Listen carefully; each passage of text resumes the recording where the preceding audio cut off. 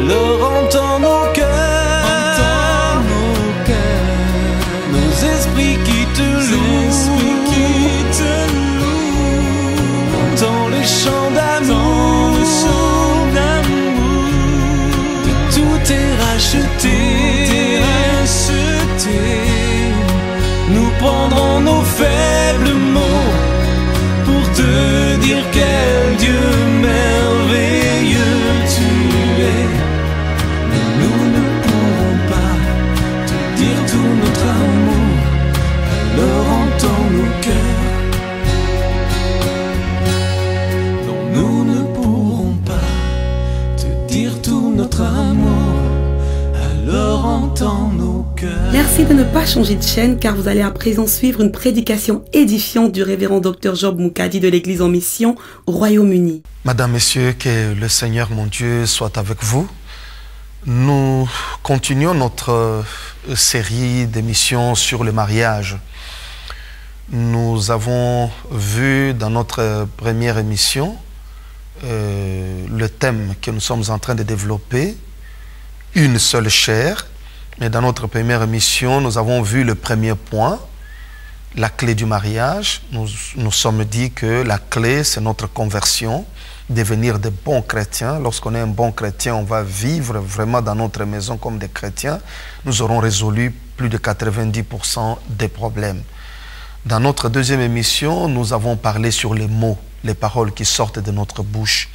Nous nous sommes dit, comme la Bible le dit, que la vie et la mort sont au pouvoir de la langue. Donc c'est important pour nous de le savoir et de savoir faire un bon usage de notre langue. Et dans notre troisième émission, nous nous sommes appesantis sur les actes que nous posons. Il est important pour nous de poser des actes qui comptent, des actes qui témoignent de notre amour. L'amour ne doit pas être caché que dans le cœur, parce que beaucoup disent « Dieu connaît mon cœur ». Mais vous n'êtes pas marié à Dieu, vous êtes marié à une personne humaine qui ne peut pas voir votre cœur. Moi, je ne peux voir votre cœur qu'à travers vos actes. C'est ainsi que je vois votre cœur. Aujourd'hui, nous passons à notre quatrième émission dans cette série, Une seule chair. Cette quatrième émission a pour thème le divorce. Nous allons parler du divorce. Nous voyons que dans l'Ancienne Alliance, lorsque nous lisons la Bible, dans l'Ancienne Alliance, Dieu avait autorisé à l'homme de divorcer. Il avait l'autorisation de donner une lettre de divorce à sa femme, pas aux parents de la femme, mais à la femme même. Lorsque l'homme voulait répudier une femme, c'était très facile. La loi de Moïse facilitait ce genre de choses. Donc l'homme s'est présenté et comment dirais-je, rédigeait une lettre qu'il remettait à sa femme. Il n'avait même pas besoin d'une réunion, il n'avait même pas besoin de convoquer telle ou telle autre personne ou de se présenter devant une juridiction quelconque. Il écrivait tout simplement une lettre de divorce qu'il remettait à sa femme et c'était fini. Mais avant même que l'ancienne alliance ne soit clôturée, nous trouvons que Dieu est en désaccord avec cette pratique. Nous le lisons dans le livre de Malachie, Malachie 2, de 13 à 16. Dans cette référence, le Seigneur dit que voici encore ce que vous faites. Vous couvrez de larmes l'autel de l'Éternel, des pleurs et des gémissements, en sorte qu'il n'a plus égard aux offrandes et qu'il ne peut rien agréer de vos mains. Et vous dites pourquoi? Parce que l'Éternel a été témoin entre toi et la femme de ta jeunesse. L'Éternel a été témoin entre toi et la femme de ta jeunesse, à laquelle tu es infidèle, bien qu'elle soit ta compagne et la femme de ton alliance. Et la Bible continue en disant, prenez donc garde en votre esprit et qu'aucun ne soit infidèle à la femme de sa jeunesse, car je hais la répudiation, dit l'Éternel, le Dieu d'Israël. Car je hais la répudiation. Le Seigneur, déjà dans l'Ancienne Alliance, parle contre le divorce. Il dit qu'il hait la répudiation. Alors qu'il y avait une loi, la loi de Moïse, qui disait qu'il fallait remettre tout simplement la lettre de divorce à sa femme si cette femme ne vous plaisait plus. Ceci nous permet d'entrer dans la nouvelle alliance parce que nous sommes des chrétiens et nous devons vivre dans la doctrine chrétienne. Nous devons suivre ce que Jésus nous a dit de faire dans le mariage. Qu'est-ce que Jésus a dit au sujet du divorce? Parce qu'aujourd'hui, il y a tellement de théories qui circulent qu'on ne sait plus quoi faire. Beaucoup de personnes ne savent plus quoi faire. Des politiciens divorcent, des commerçants divorcent, des hommes d'affaires divorcent, des instituteurs divorcent, des médecins divorcent, y compris des pasteurs qui divorcent, des chrétiens qui divorcent. Et cela est devenu monnaie courante, que les gens commencent à trouver tout cela normal. Mais que dit l'Écriture? Que dit notre Seigneur? Voilà, nous devons lui faire parler lui-même, afin que nous sachions comment nous conduire comme des véritables enfants de Dieu. Je voudrais d'abord dire que les passages que nous allons lire vont nous montrer clairement que le Seigneur Jésus-Christ a complètement verrouillé le mariage. Il n'est pas venu entretenir le laisser-aller de la loi de Moïse. Il est venu et il a verrouillé le mariage. En lisant les Écritures dans Matthieu 19, de 5 à 9, la Bible nous dit tout simplement, le Seigneur Jésus déclare, il dit, l'homme quittera son père et sa mère et s'attachera à sa femme, et les deux deviendront une seule chair. Ainsi, ils ne sont plus deux, mais ils sont une seule chair. Et Jésus lui dit, que l'homme donc ne sépare pas ce que Dieu a joint. Voilà la volonté du Seigneur. Que l'homme donc ne sépare pas ce que Dieu a joint. Les disciples ne l'ont pas laissé faire. Ils ont posé la question en disant, Seigneur, mais pourquoi Moïse a-t-il prescrit de donner à la femme une lettre de divorce et de la répudier? Pourquoi Moïse l'a-t-il fait? Si toi tu dis qu'ils ne sont plus deux mais une seule chair, que l'homme ne sépare pas ce que Dieu a joint, pourquoi Moïse a-t-il prescrit ce genre de choses? Alors le Seigneur répondra, c'est à cause de la dureté de votre cœur que Moïse vous a permis de répudier vos femmes. À cause de la dureté de votre cœur. Au commencement, il n'en était pas ainsi. Autrement dit, il ne s'agissait pas d'une inspiration divine. Il s'agissait plutôt de la dureté du cœur de l'homme. Donc l'homme avait un cœur de pierre. Mais aujourd'hui, nous avons connu la nouvelle naissance. Voilà notre avantage. Nous sommes des personnes qui avaient reçu la vie en Jésus-Christ. Nous sommes de nouvelles créatures. Nous ne sommes pas comme les gens de l'ancienne alliance. Nous n'avons plus cette dureté de cœur parce que nous avons connu le véritable. Nous avons connu Jésus-Christ, le Fils de Dieu, qui est venu, qui est mort à la croix pour nous. Il a porté nos péchés, nos souffrances. Il a fait de nous de nouvelles créatures. Nous sommes des enfants de Dieu. Nous avons le Saint-Esprit qui est en nous. Le Saint-Esprit nous donne la vie, nous donne l'amour, nous donne la joie, la paix. Le Saint-Esprit nous permet de marcher en nouveauté de vie. Le Saint-Esprit nous a transformés. Du cœur de pierre, nous avons un cœur de chair. Nous n'avons plus cette dureté de cœur, mais nous avons l'Esprit de Dieu qui nous conduit. Voilà pourquoi le Seigneur nous ramène au commencement. Il dit au commencement, il n'en était pas ainsi.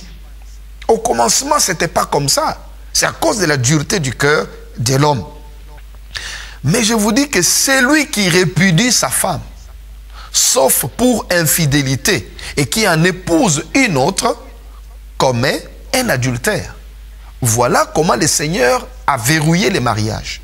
Il dit que celui qui répudie sa femme, sauf pour infidélité, et qui en épouse une autre, commet un adultère. Il y a des gens qui ont essayé de contourner cette référence biblique en disant, lorsque le Seigneur parle de l'infidélité, il voit ces termes en termes, il trouve comme si infidélité est un terme générique. Donc ils peuvent trouver, certains ils disent, bon voilà, l'infidélité ce n'est pas seulement l'adultère. Même une femme impolie, c'est qu'elle a trahi son vœu envers son mari, des choses comme ça. Mais je voudrais vous dire que c'est une vaste blague. Le Seigneur n'a jamais parlé d'impolitesse en parlant d'infidélité. Le Seigneur n'a pas parlé du fait qu'une femme n'a pas obéi à son mari. À titre d'exemple, son mari lui avait demandé de faire telle ou telle autre chose et n'a pas obéi. Alors c'est une raison de divorce. Si tel était le cas, alors la loi de Moïse était même meilleure.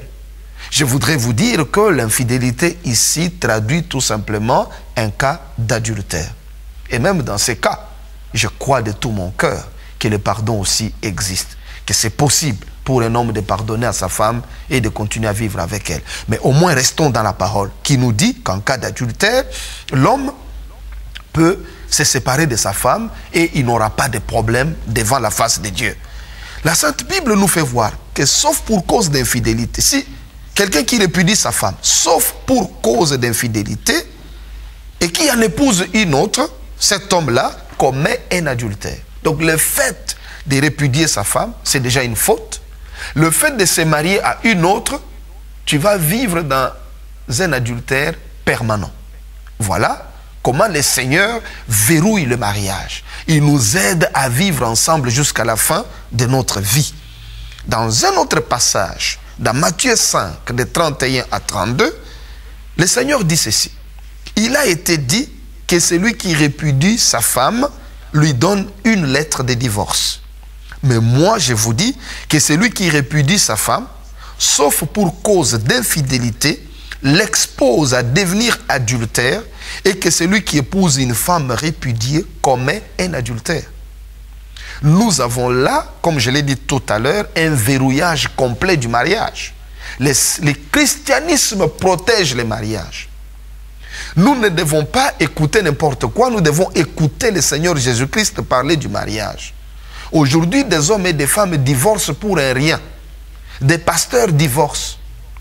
Des chrétiens divorcent. C'est un mauvais exemple. Parce que le mariage a été fait par le Seigneur pour préserver la société de l'immoralité.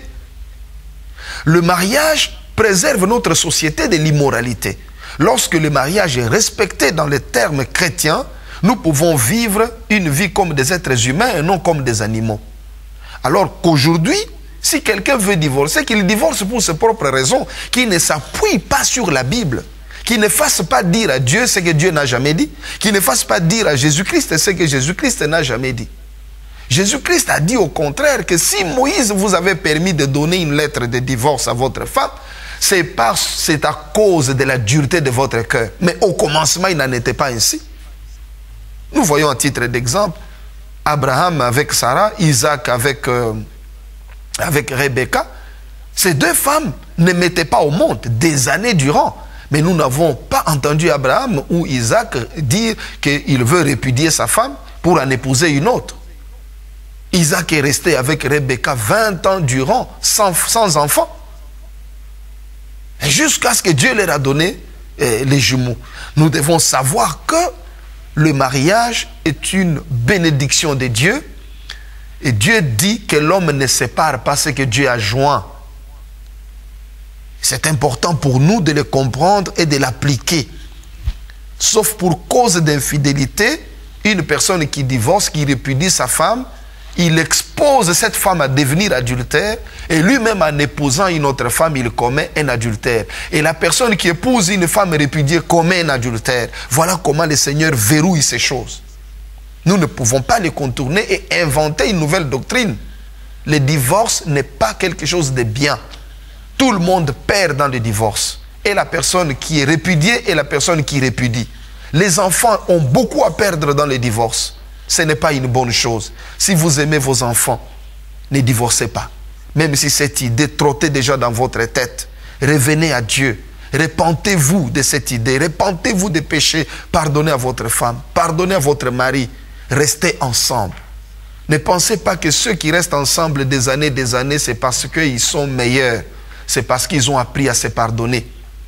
Lorsque vous voyez un couple ensemble, 30 ans durant, c'est que c'est des personnes qui se sont beaucoup pardonnées, qui se sont supportées. Ce n'est pas qu'ils n'ont jamais connu de problèmes. Les êtres humains que nous sommes, nous avons nos qualités, nos défauts. Il n'y a pas un seul être. Vous ne trouverez aucune femme, aucun homme qui n'ait de défauts. Peut-être vous pouvez changer aujourd'hui et vous épouser une femme qui a plus de défauts que celle que vous avez répudiée. Ou un homme qui a plus de défauts que celui que vous avez répudié. C'est donc important pour vous de le comprendre et de rester fidèle à Dieu. Le Seigneur dit qu'il est la répudiation. Dieu est la répudiation. Il y a moyen d'arranger. Là où il y a des problèmes, il y a moyen d'arranger. C'est le dialogue qui peut aider à résoudre des problèmes. Le dialogue. Un dialogue sincère. Et aussi les sentiments du cœur. Si vous avez déjà pris des décisions et que vous avez une décision de rompre avec une femme, avec un homme, on peut vous conseiller, on peut vous dire toutes choses, mais puisque vous avez déjà une décision, vous ne vous en remettez pas à Dieu, vous finirez par faire ce que vous voulez. Parce que si vous voulez trouver des fautes dans quelqu'un, vous les trouverez. Entrez dans une église pour chercher des fautes, vous trouverez des fautes. Mais si vous entrez pour chercher Jésus, vous trouverez Jésus. Il n'y a pas une seule église, par exemple, où il n'y a pas de fautes, où il n'y a pas d'erreur. Il n'y en a pas. Tant que nous serons sur cette terre, nous commettrons des erreurs. Mais lorsque vous entrez dans une église pour chercher des erreurs, vous allez trouver des erreurs. Mais si vous entrez pour chercher Jésus, vous trouverez Jésus-Christ. Puisque Jésus est toujours avec son épouse, avec l'église. Malgré ses erreurs, Jésus est avec elle. Je voudrais vous dire que gardez votre femme, elle est bonne. Gardez votre mari, il est bon.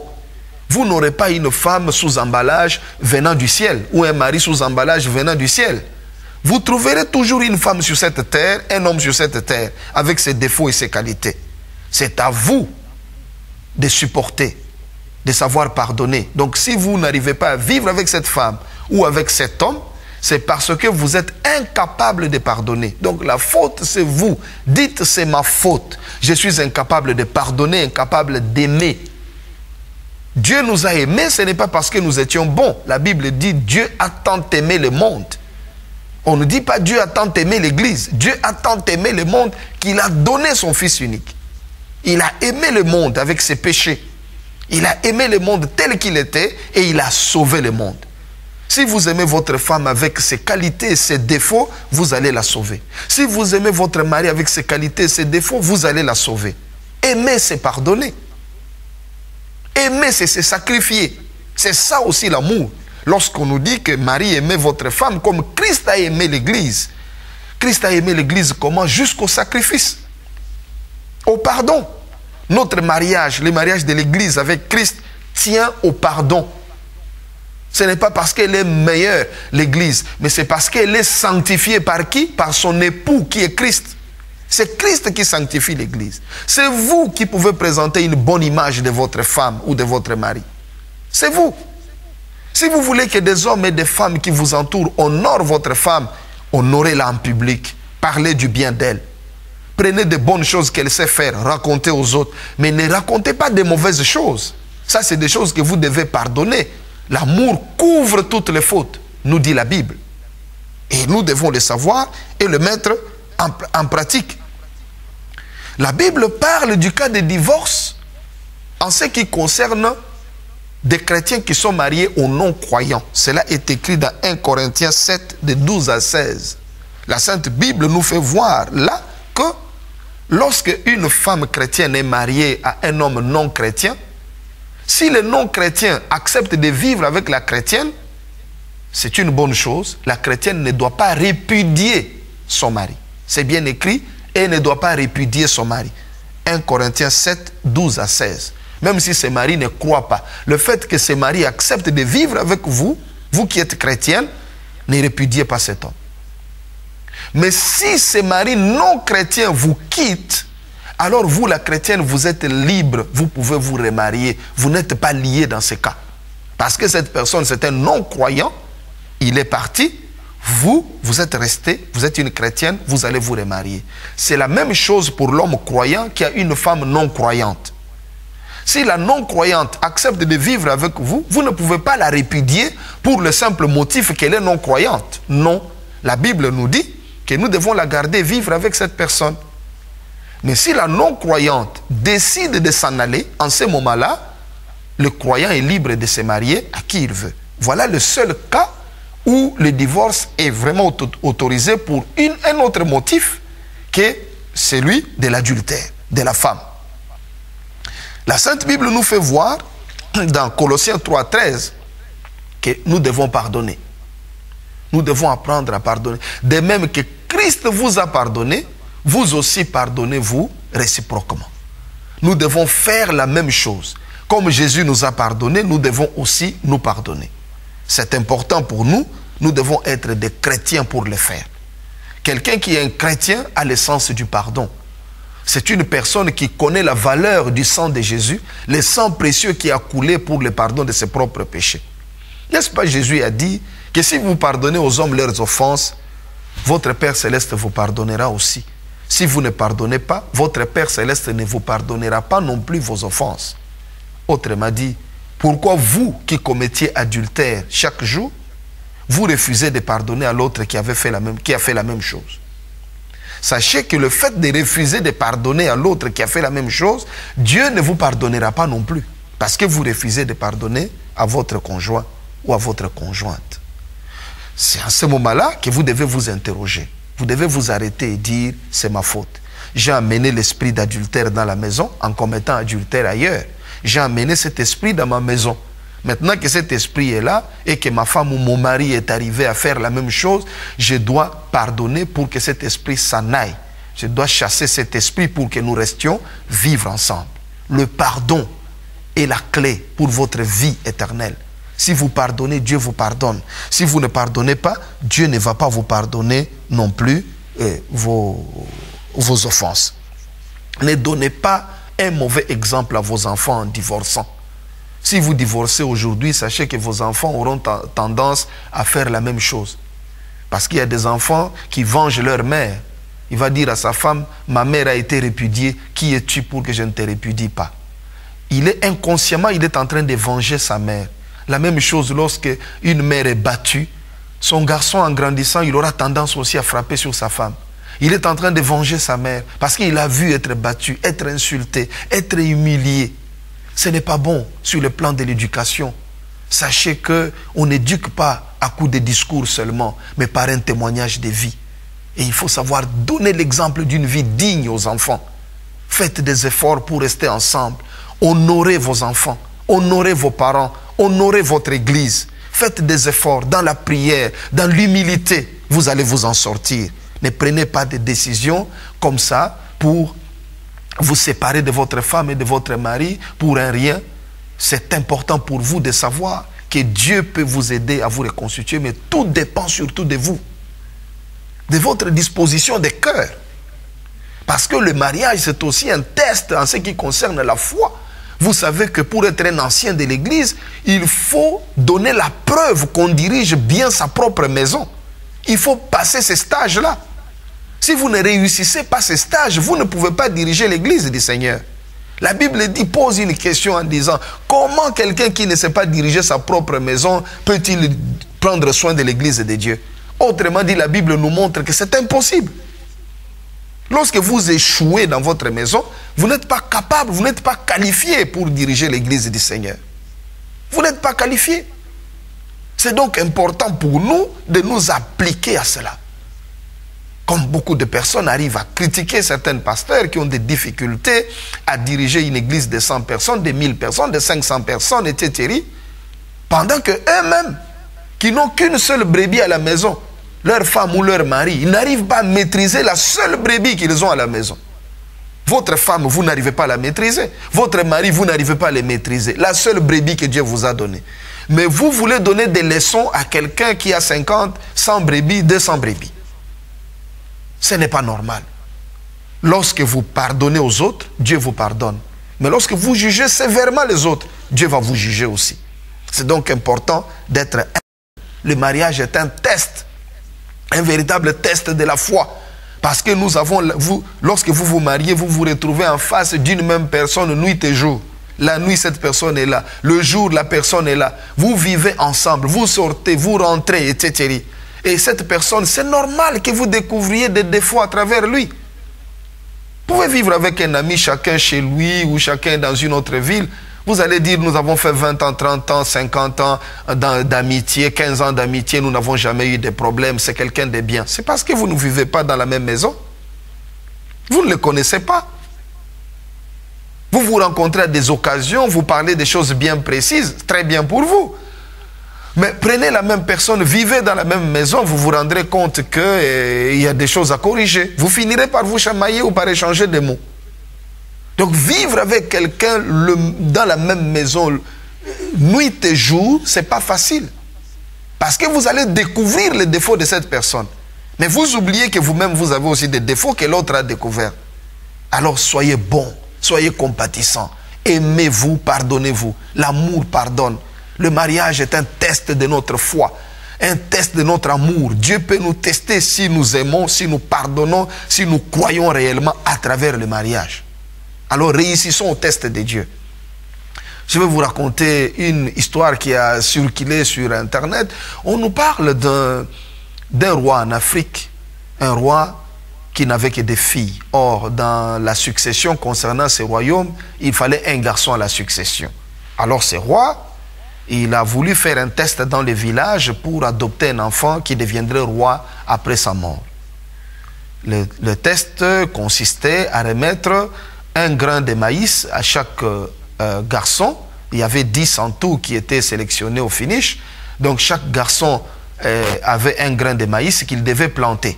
Au bout de 3 semaines, il devait revenir avec la plante, avec une pousse de ces maïs, et pour le présenter au roi. Et le roi avait dit, celui qui va amener la plus belle pousse, c'est cette personne que je vais installer sur le trône. C'est lui qui va me succéder lorsque je vais mourir. Alors les 10 garçons sont partis, chacun avec sa graine, et chacun a planté la graine, a arrosé, a mis l'engrais, a fait tout ce qu'il fallait faire pour que la graine pousse. Et il y a un des 10 garçons, lorsqu'il a planté sa graine, la graine n'a pas poussé. Il a tout fait, ça ne poussait pas. Et il a voulu aller, sur conseil de ses amis, il a voulu aller acheter une autre graine au marché et venir avec pour planter. Mais ses parents, qu'il avait élevés dans la crainte du Seigneur, lui ont dit non. Tu ne peux pas faire ça. Ce serait tromper le roi. Le roi t'avait donné une graine, cette graine n'a pas poussé, tu diras au roi que la graine n'a pas poussé. Il n'y a pas question de remplacer cette graine par une autre. Et les parents avaient éduqué cet enfant dans l'intégrité, dans l'honnêteté. Et l'enfant est resté honnête. Le jour où il devait présenter les résultats de leur test, au roi est arrivé.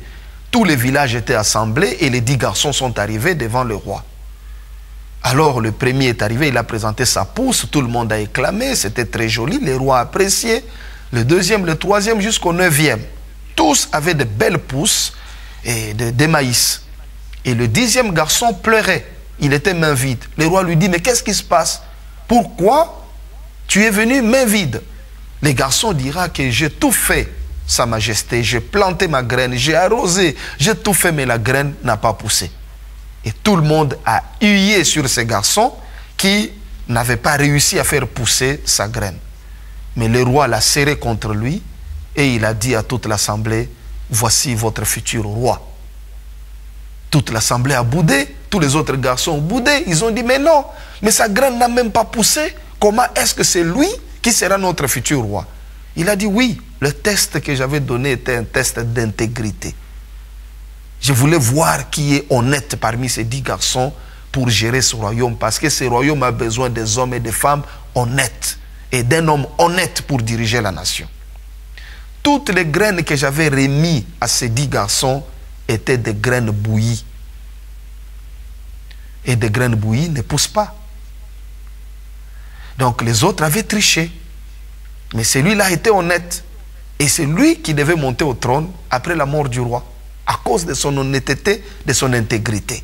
Je voudrais seulement vous dire à travers cet exemple que soyez intègres devant votre Dieu qui est le roi des rois et il va vous élever. Soyez honnêtes, acceptez l'humiliation, Dieu va vous élever. La Bible le dit, l'humilité précède la gloire. Vous connaissez cette référence. Maintenant, il est temps de l'appliquer. Que l'Éternel, mon Dieu, vous bénisse.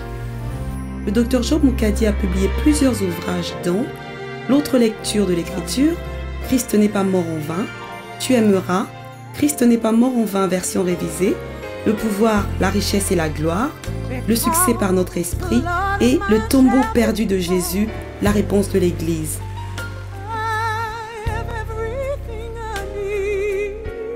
Pour vous procurer les livres du docteur Job Moukadi, veuillez consulter le site web www.lulu.com version francophone ou visiter notre site www.egliseenmission.com ou encore contactez-nous par courrier électronique contact@ @églisesenmission.com ou encore par téléphone plus 44 161 834 75 11 plus 44 79 03 10 62 53.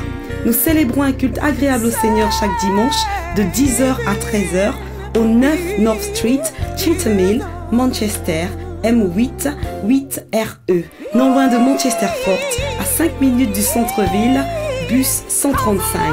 Dieu vous bénisse.